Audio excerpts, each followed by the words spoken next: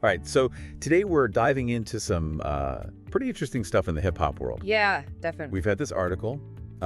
It's from January 7th of this year, 2025. It's really cool because it's from a really reputable source in music journalism. Yeah. And they're talking about Cardi B, Offset, and Gunna. Oh, wow. Yeah, so Big damn. this could be a wild ride because we're talking about like some serious legal battles going on, and then like these unexpected team-ups. Oh, really? And then also just like these huge personal transformations that are happening. Oh. So this is gonna be good. I'm ready. Yeah, so like what I really found interesting is that it's like they're all at these like turning points in their careers. Yeah. You know, and they're all dealing with these like professional and personal things. Right. And it's just like this constant state of like evolution and reinvention, which is really cool. Yeah, I think that's what's so fascinating about the music industry in general is that it's always changing. Like you kind of have to reinvent yourself to stay relevant. Exactly. So let's start with Cardi B. Okay. So apparently her feud with that blogger, Tasha K, is still going strong. Oh, really? Yeah. I thought that was over. So like back in 2022, she won that defamation lawsuit against her. Right, right. But now Tasha K is saying that Cardi B is like going after her finances Oh, wow. and trying to like completely ruin her. That's intense. Yeah, it's getting messy. So is this like some kind of revenge tactic or something? I think so. I mean, it seems like there's some bad blood there still. Yeah. And it's interesting because like obviously Cardi B has the right to like protect her reputation. Yeah, for I mean, sure. Absolutely. But this whole thing also brings up like this whole question of like how far is too far? Yeah, like where's the line? Right? Because like defamation law is so complicated, especially with social media and everything. Oh my gosh, don't even get me started. Right? Like everyone's a critic now. Exactly. And it's like, how do you even define defamation these days? I know. Because one person's opinion is another person's like, attack on their character. Totally. And it's like, Right. if every celebrity started suing everyone who said something negative about them, Oh my God, can you imagine? Like, where would it end? it'd be chaos. Right. Total chaos. So it's like a slippery slope. For sure. And then it's like, what about free speech? You know? Exactly. Like people should be allowed to express their opinions. Right. Even if they're negative. Exactly. As long as it's not like, intentionally malicious or spreading false information. Right. There's got to be a balance. Totally. So it'd be interesting to see how this whole thing plays out. Yeah. I'm really curious to see what happens with this. Okay, so let's switch gears for a sec. All right. Let's talk about something a little more positive. Sounds good. Offset and Gunna. Okay. So apparently they're like this new dynamic duo. Oh, really? Yeah. I did not see that coming. So apparently they've been like hitting the gym together. And there are rumors that they're working on music together. Wow. Interesting. Yeah, I know, right? That's a really interesting pairing. Yeah, and I think it's really smart for both of them. Yeah. Because it's like, Offset has been like focusing on this whole personal growth thing. Right. You know? Yeah, I've seen that. He's like really trying to change his image. Good for him. Yeah. I mean, everyone deserves a second chance. Right, and then Gunna has been like all about this healthy lifestyle. Like he's lost a ton of weight and he's like vegan now or something. Oh, wow, really? Yeah. I did not know that. So I think by like teaming up, they can kind of like amplify each other's strengths Yeah. and reach a whole new audience. For sure. Like, they both have their own fan bases. Right. But together, they could, like, tap into something much bigger. Totally. And imagine the music they could make.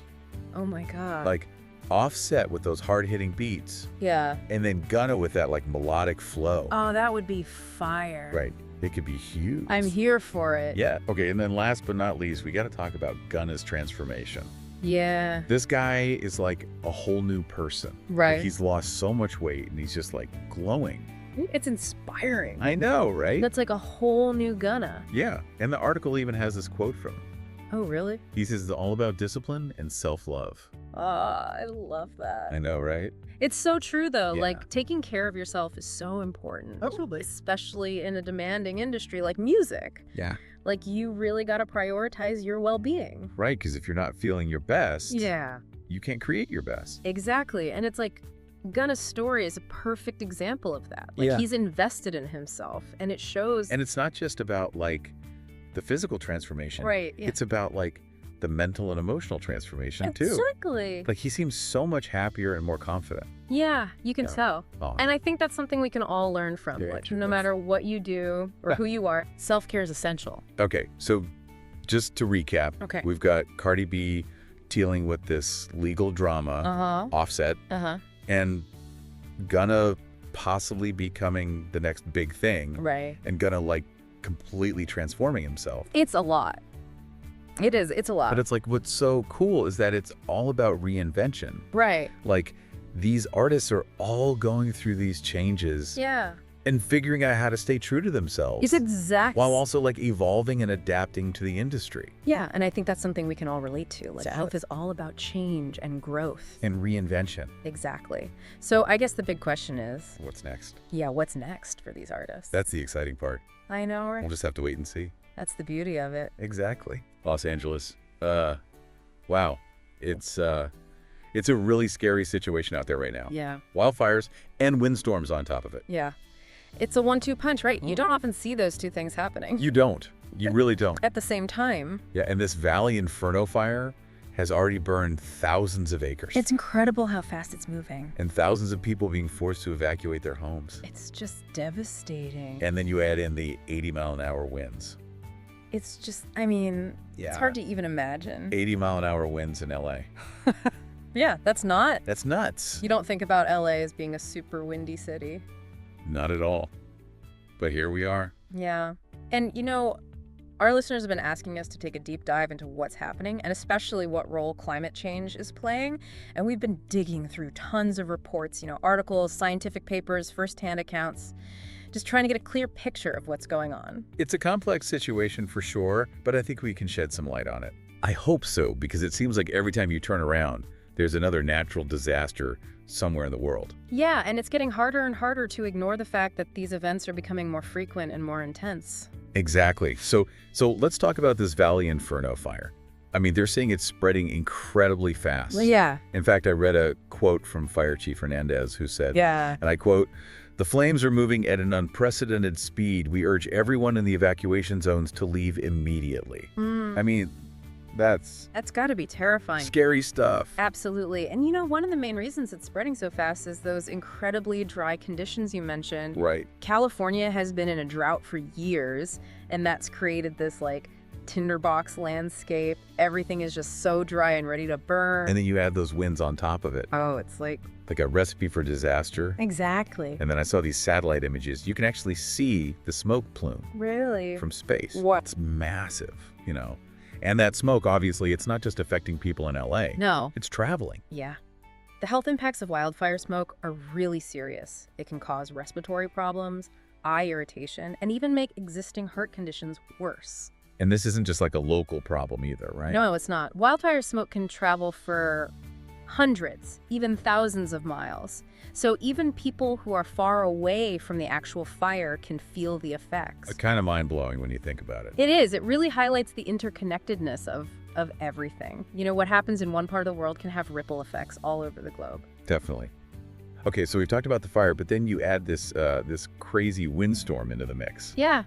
80-mile-an-hour winds in LA. You don't think of that. It's really strange. It makes you wonder what's going on with the weather patterns. I mean, meteorologist Alan Porter called it a perfect storm of natural disasters. That's a pretty apt description. It's a very unusual combination of events. And, I mean, beyond the fire, the wind itself is causing tons of damage, right? Oh, absolutely. We're talking about downed power lines, closed highways, the airport's a mess with canceled flights. Thousands of people are without power. And they're saying it could be days before it's restored.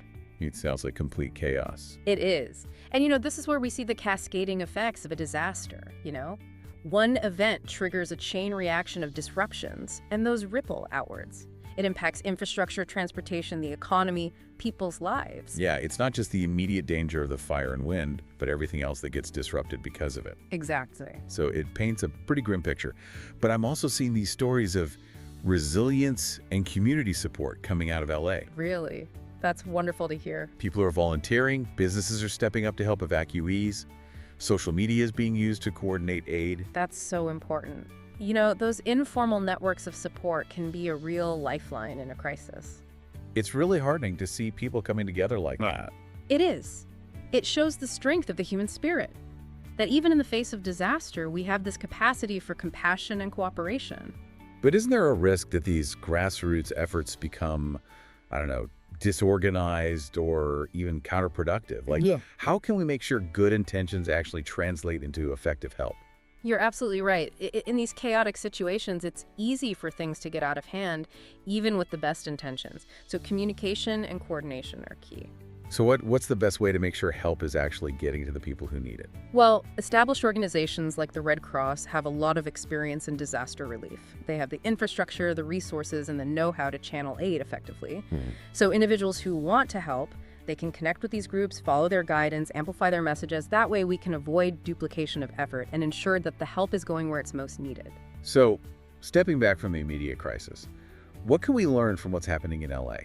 Because, even if we're nowhere near California, these events feel like a wake-up call. I think they are. And I think Dr. Emily Carter, she said it really well. She called this a wake-up call. I saw that. And it makes you think, right? It does. These aren't isolated incidents. We're seeing this pattern of increasingly frequent and intense climate-related disasters all over the world. And it's a wake-up call for all of us. To what? What do we need to wake up to? To the fact that we need to start taking climate change seriously. We need to start asking ourselves some tough questions.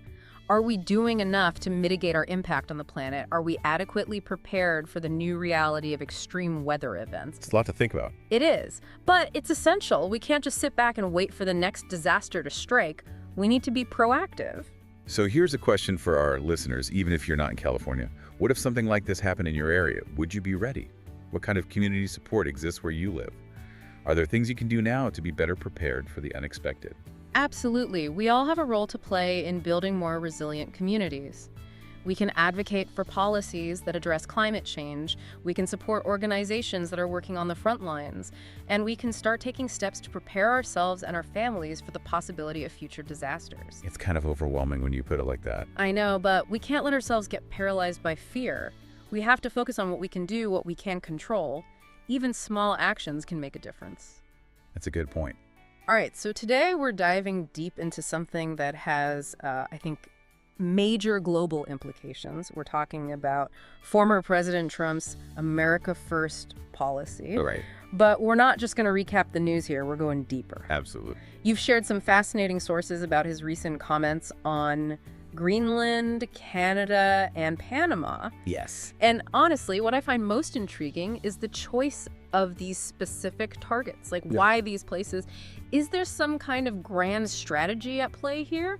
Or is this just, Trump being Trump? Well, that's the question, isn't it? Yeah. I mean, while the specific grievances may seem a little bit random at first glance, the choice of targets is definitely very deliberate. Yeah. And it really aligns with a pattern we've seen throughout his entire political career. Yeah. Each of these locations represents a very unique point of leverage on the world stage. Okay, so let's get past those vague headlines, right? And really break down the specifics. Yeah. Starting with Greenland. I mean, back in 2019, that whole buying Greenland thing honestly sounded like a joke. But considering his recent statements, do you think there's something more substantial going on beneath the surface? Absolutely. There's a lot more to it. Think about the Arctic resources, right?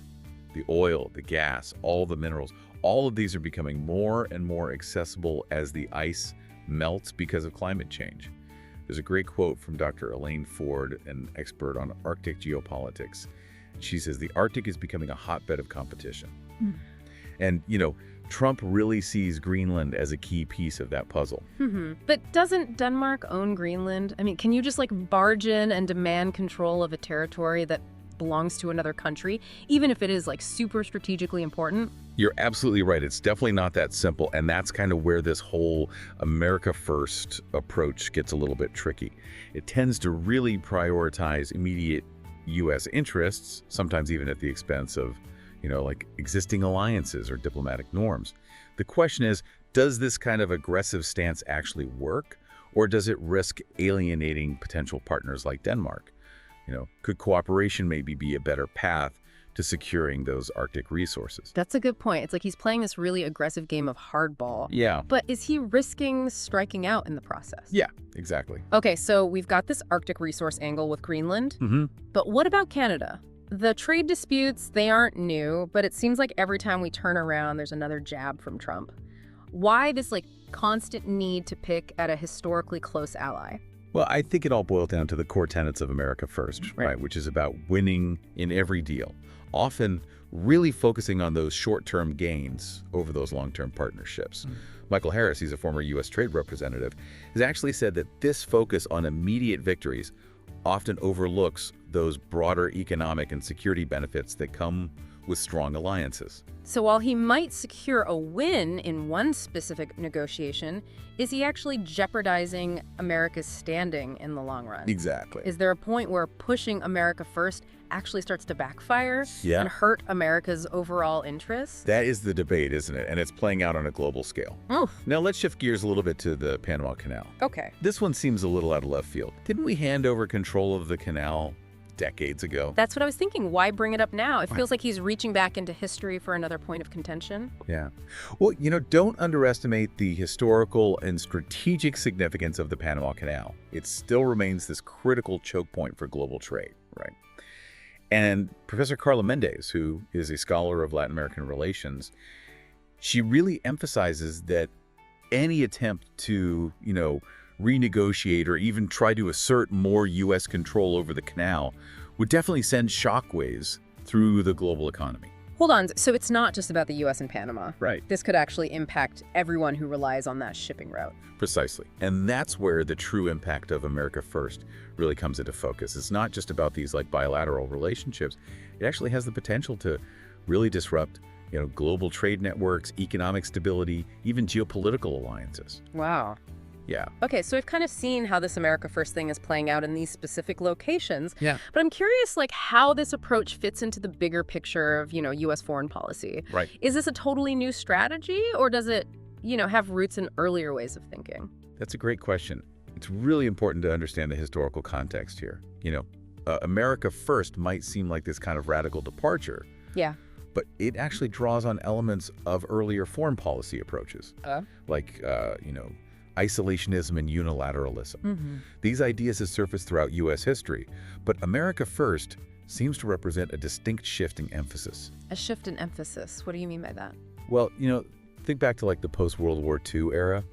Even when the U.S. acted alone or prioritized its own interests, there was usually this underlying belief in the importance of global leadership. The idea was that a stable world benefits everyone, and America had a responsibility to help create and maintain that stability. America First seems to move away from that global leadership role and focus more on individual transactions and short-term gains. So less about a rising tide lifts all boats and more about every country for itself.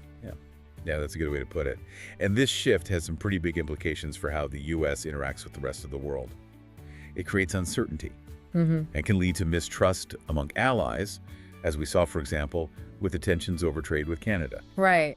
Yeah. And what about those global challenges that require everyone to work together? Right. Like things like climate change, pandemics, nuclear proliferation. Can the U.S. really address those effectively by going it alone? Well, that's a major concern for critics of America First, right?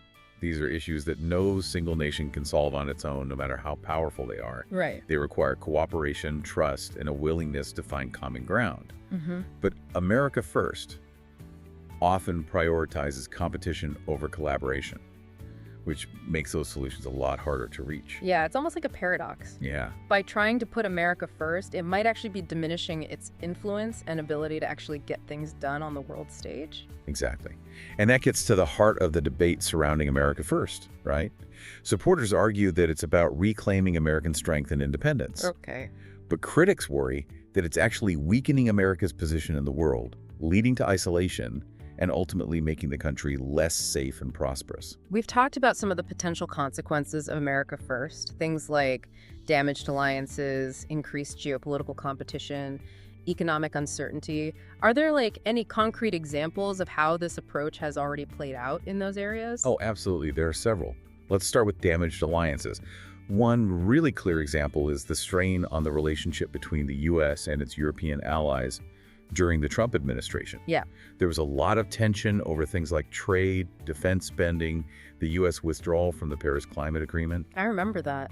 Many European leaders saw those moves as a sign that the U.S. was becoming, unreliable and unpredictable. Right. And when it comes to increased geopolitical competition, you don't have to look any further than, the escalating rivalry between the U.S. and China.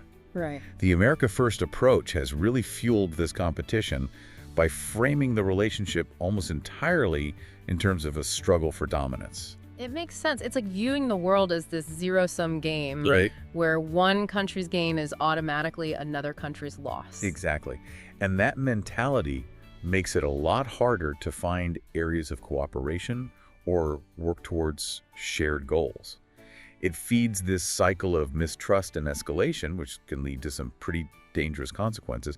And then, of course, there's the issue of economic uncertainty. Yeah, we talked earlier about how the trade war with China created a lot of volatility in global markets. Were there any other examples of America First policies leading to economic instability? Oh, the trade war is definitely a prime example. Right. The tariffs imposed by both the U.S. and China disrupted global supply chains, increased prices for consumers, and ultimately slowed economic growth in both countries.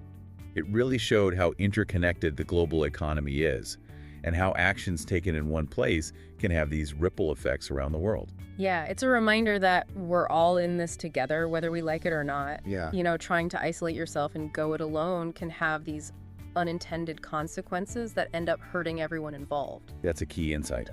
And it brings us back to that central question.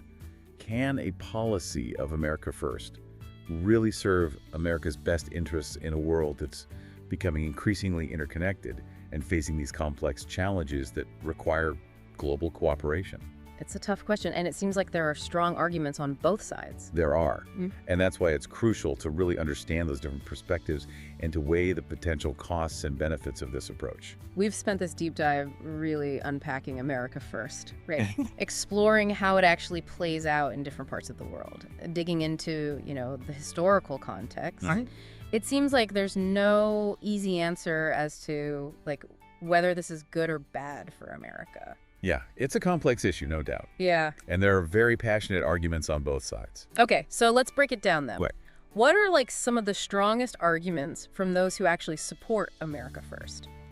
What makes them think that this approach is the right path? Well, the core belief is that America has been getting a raw deal in global deals and agreements for decades.